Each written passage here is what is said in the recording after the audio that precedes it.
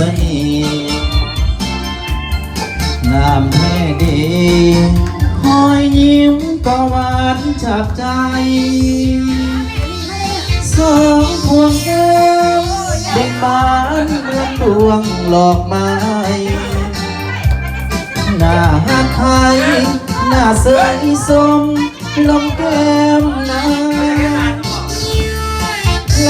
แต่คิดคำควรเธอลำพันโอ้จอมขวัญเน่าสร้างงามงามทางน้ำใจน้องนั้นงามเหมือนเอื้อยงามบ่มีผิดในแต่คิด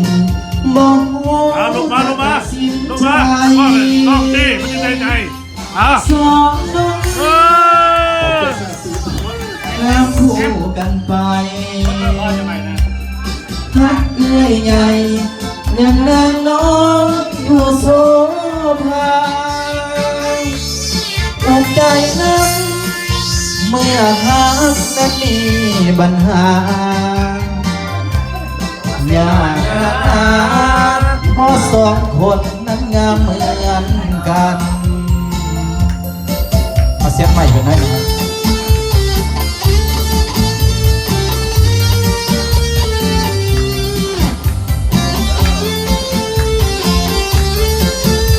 เอากินเขาอะไรก็ย่อยเนาะย่อยอาหารสั่งกินไหมก็หน่อย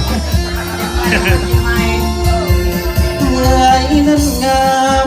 งามแท้งามมีเสน่ห์งามแท้ดีหยาบยิ้มก็หวานจับใจ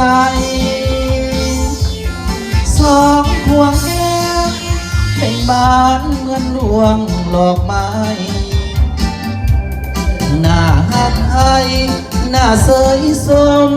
ลมแก้มนางเลยแต่คิดทั้งควรเธอลำพันโอ้จอมขวัญเจ้าสร้างงามงามทางน้ำใจน้องนั้นงามเหมือนเอื้อยงามบ่มีผิดไล่แต่คิดบอกหูจะตัดสินใจ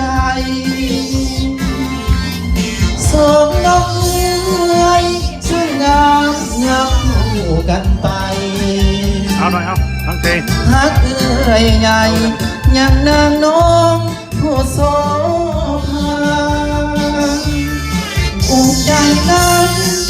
เมื่อรักนั้นมีปัญหายากนักหนาเพราะสองคนนั้นงามเหมือน